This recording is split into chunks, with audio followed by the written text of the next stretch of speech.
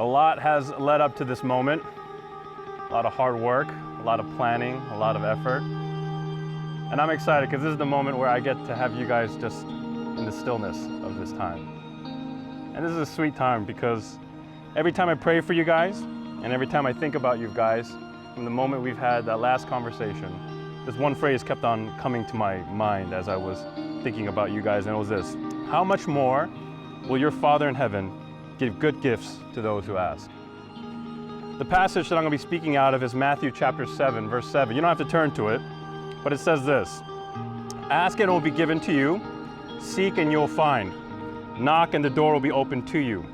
For everyone who asks receives, the one who seeks finds, and the one who knocks the door will be open. Which of you, if your son asks for bread, will give him a stone? Or if he asks for a fish, will give him a snake? If you then, though you are evil, know how to give good gifts to your children, how much more will your Father in heaven give good gifts to those who ask him? So in everything, do to others what you would have them do to you. There's something special about a gift, and that thing that's special about a gift is actually you and him. You may think that this day is about you guys, and it is, but there's another player involved here, another person, and that's God the Father, the God the Son, and God the Holy Spirit. Because of who he is and who you are to him, that's what makes gifts all special. It's not about need, it's about your desires. So notice that there's a relational dynamic that Jesus uses to describe gift giving in this passage and to his listeners. The dynamic is father to child.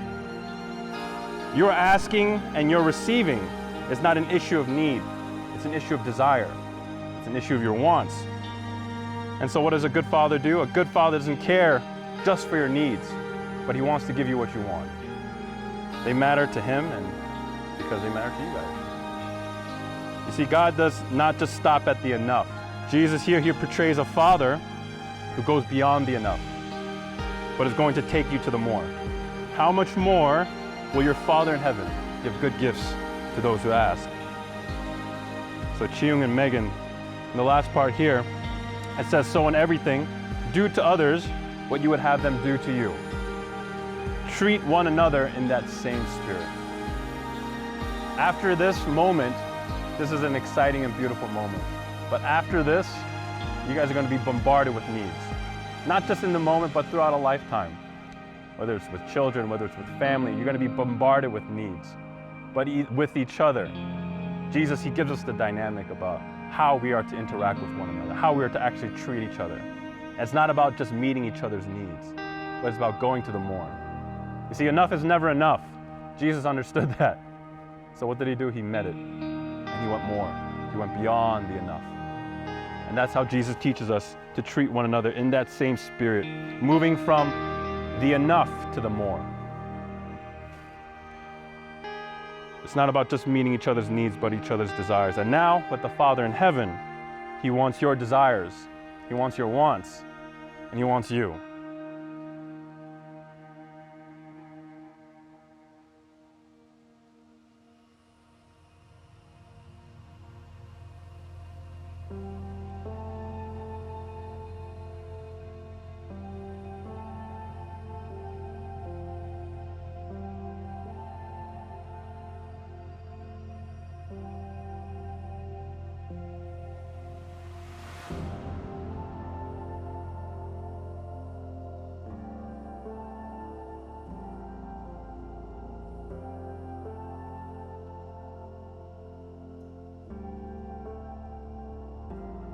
Do you, Jiung, receive Megan to be your wife, believing that the Father in heaven has given her to you as a gift, and vowing before him and all these witnesses today to love her as Christ loves the church?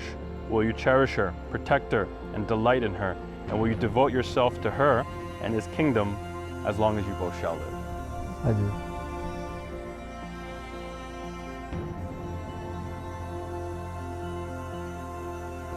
Do you, Megan, receive Jiung to be your husband, believing that the Father in heaven has given him to you as a gift, and vowing before him and all these witnesses today to love him as God loves you? Will you honor him, support him, and delight in him? Will you devote yourself to him and his kingdom as long as you both shall live? I do.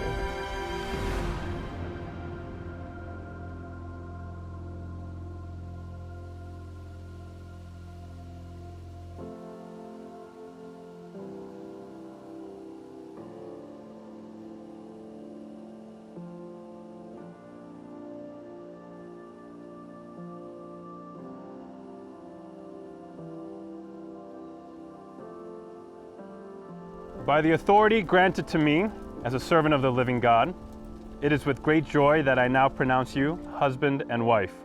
Jiung, you may now kiss your bride.